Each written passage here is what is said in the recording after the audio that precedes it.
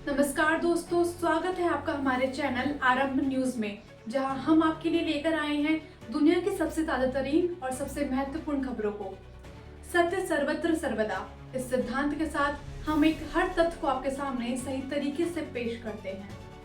चाहे वो बांग्लादेश में हाल ही में हुई चिन्मय कृष्णदास ब्रह्मचारी की गिरफ्तारी हो या फिर घटनाक्रम से जुड़ा विवाद, दोनों देशों में चर्चा का विषय बन चुका है। तो आइए जानते हैं क्या है इस पूरी खबर के पीछे का सच, जो अब तक दोनों देशों में राजनीति और धार्मिक हलकों में गहरा विवाद खड़ा हुआ है।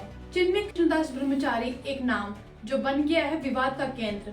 चिन्मय कृष्णदास बिहारी, जिनका असली नाम चंदन कुमार धर है, एक प्रसिद्ध इस्कॉन संत और संतान जागरण मंच के प्रवक्ता हैं। हाल ही में उन्हें बांग्लादेश में राजद्रोह के आरोप में गिरफ्तार किया है और इस गिरफ्तारी ने भारत और बांग्लादेश दोनों देशों के मीडिया और राजनीति गलियारे में हलचल मचा दी है।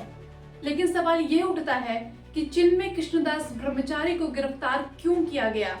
क्या उनका केवल एक धार्मिक कार्य था या फिर इस गिरफ्तारी के पीछे कुछ और है? आइए जानते हैं क्या है पूरा मामला। ये मामला शुरू होता है 25 अक्टूबर को चटगांव के न्यू मार्केट चौराहे पर, जब एक धार्मिक ध्वज को बांग्लादेश के राष्ट्रीय ध्वज के ऊपर फहराया गया। इस कृत्य को बांग्लादेश की संप्रभुता के खिलाफ और राजद्रोह के रूप में देखा गया। इसके बाद चिन्मय कृष्णदास और उनके सहयोगियों पर राजद्रोह का मामला दर्ज किया गया और 25 नवंबर को उन्हें गिरफ्तार कर लिया गया। भारत का कड़ा विरोध, क्या है इसका राजनीति पहलू? भारत ने इस गिरफ्तारी पर अपनी गहरी चिंता जताई है। भारत ने विदेश मंत्रालय से कहा, यह दुर्भाग्यपूर्ण है कि एक शांतिपूर्व धार्मिक नेता को गिरफ्तार कर लिया गया जबकि अपराधी खुलेआम घूम रहे हैं। इसके अलावा कांग्रेस पार्टी ने भी इस मामले पर सख्त रुख अपनाया और बांग्लादेश सरकार से माइनॉरिटी की सुरक्षा की मांग की। क्या इस गिरफ्तारी के पीछे राजनीतिक खेल छिपा है? क्या भारत और बांग्लादेश के रिश्ते में इस गिरफ्तारी के बाद तनाव आएगा?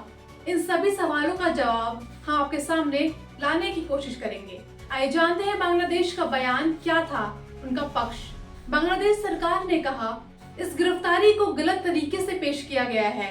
बांग्लादेश सरकार ने इस गिरफ्तारी को गलत तरीके से पेश किए जाने का आरोप लगाया है।